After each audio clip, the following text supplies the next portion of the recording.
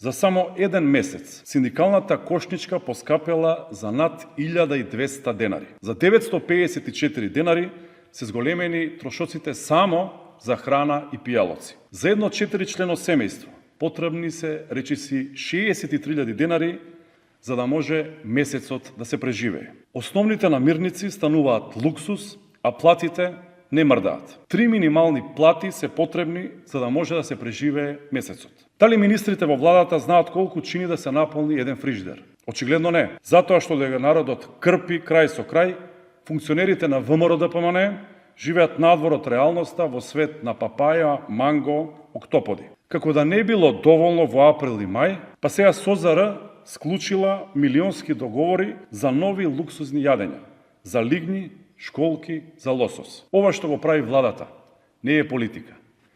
Ова е грабеж на народот. Повикуваме да се покачи минималната плата на 500 евра. Повикуваме да се спроведат мерки за повисоки плати за јавниот и приватниот сектор. Повикуваме да се укине ДДВ за храна, со што веднаш ќе се намалат цените на основните производи. Не може народот да гладува, додека министрите се го штеваат на сметка на државата.